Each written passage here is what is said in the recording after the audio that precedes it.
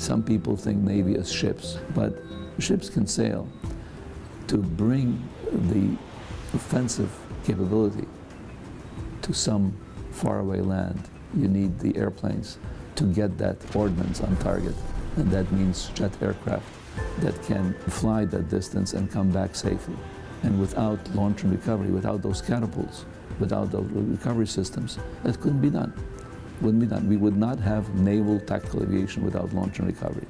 Let's say that now, 55, 60 years since we got serious into the business operating aircraft of carriers. I mean, let's face it, we launched the first aircraft off the Langley. It's been a while, but those were really baby steps, biplanes weighing a couple of thousand pounds. The airplane weights just grew. I plotted a curve at one time of the aircraft growth from the 40s through the 80s. And it was an asymptotic curve. It just went up like this. And as the airplane weights went up, we needed more energy. At that time, in the early 50s, we were using the hydraulic catapult, the H-8 catapult. And the hydraulic catapult was limited because of the weights of the aircraft. We tried to develop an H-12, even larger catapult. It was developed but never installed because of several bad events that occurred. On the USS Bennington, the H-8 catapult exploded, killing sailors. So that showed us that to continue with hydraulic catapults was not the wisest way to go. The Brits, the UK, developed the steam catapult. We saw the benefits of steam catapults. We immediately latched onto it, and we got it into our carriers before the Brits even had it operational. And that was the C-7 catapult. Testing recovery systems on track 1, that was my first job. And often when you were trying to arrest a 60,000-pound dead load, the wire would not hold and the dead load would start tumbling into Fort Dix. Then 5,000-pound weights were flying through the woods from Lakehurst to Dix. Luckily, it was the part of the base that was not populated, but it was still exciting. But that was the beginning, so the recovery systems. Then I had to go in and do my commitment to the Army Corps of Engineers, and I served at Fort Belvoir, came back to Lakehurst, and then when I got into catapults.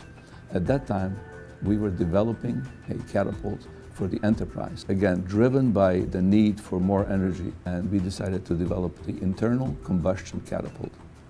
It was a TC-14, and it was 1959, 60 to 63. We tested it, and that catapult had 100 million foot-pounds of energy, able to project it to launch everything, including the current F-35 Charlies and F-18s, whatever was coming down the pike. We saw the airplane weights going up. However, naval aviation felt that it was too dangerous to have an explosive mixture on a carrier, manned carrier, under the flight deck. So we stayed with steam, and we stayed with steam for the last 55 years. And we're still staying with steam because the CVN-77, George Herbert Walker Bush, will be around to the year 2060. So the Nimitz class will have steam catapults at least through 2060. And the C-13 Mod 2 was developed in the late 70s and early 80s, and we got it installed on the CVN-73. They call it a Fat Cat, C-13 Mod 2. And that system will launch everything projected currently and projected in the future. So we have a system that works. However, the USS Gerald Ford, CVN-78, we decided to go to the electrical capability. And we've developed the electromagnetic launcher, the EMALS. Why electromagnetic catapult? You get rid of the steam.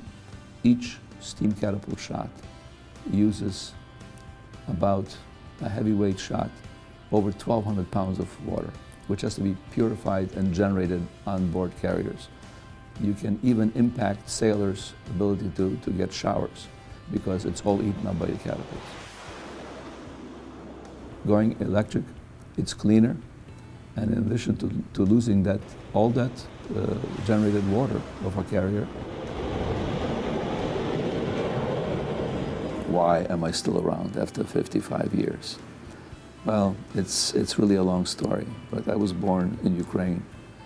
And why did we immigrate west? Because of communism.